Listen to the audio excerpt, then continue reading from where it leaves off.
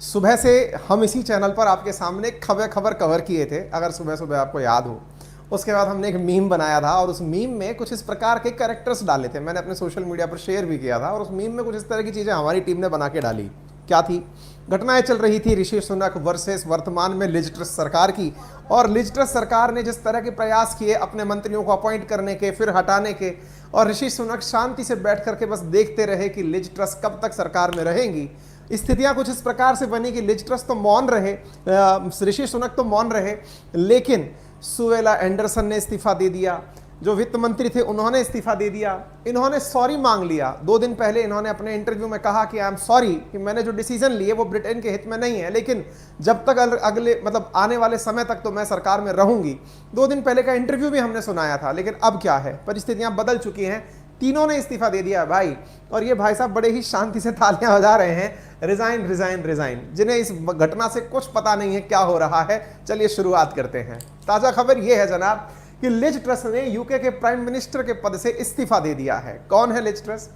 बताने की जरूरत इसलिए नहीं होनी चाहिए क्योंकि हमारे इन सेशंस में लंबे समय से चल रही हैं। फिलहाल के लिए जैसा मैंने कहा कि यूके की प्राइम मिनिस्टर हैं। अब यूके की प्राइम मिनिस्टर बनने में हमारा क्या इंटरेस्ट है?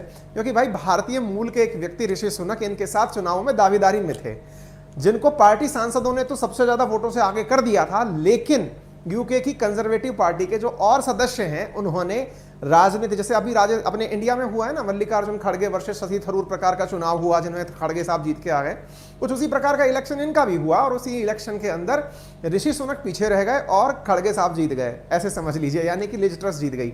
अब हुआ ये कि पार्टी के बहुत सारे सांसद, बहुत सारे विधायक, बहुत सारे नेता, इन सब ने वोट दिए होंगे। अब लिज ट्रस जो है ना, वो पार्टी सांसदों के अंदर तो बढ़त नहीं बना पा रही थी, लेकिन ओवरऑल पार्टी के अंदर बढ़त बना के पीएम बन गई थी।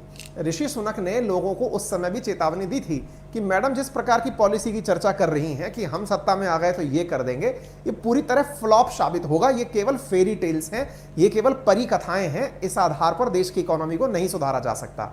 मैडम आई, मैडम ने आकर के अपने द्वारा कुछ कार्य किए जिनका परिणाम घातक निकलना शुरू हुआ। मात्र 45 दिन पद पर रही और मैडम ने कह दिया हम तो चलते हैं, हमसे नहीं संभल रहा। इसकी घटना के प्रेडिक्शन हम बहुत पहले से दे चुके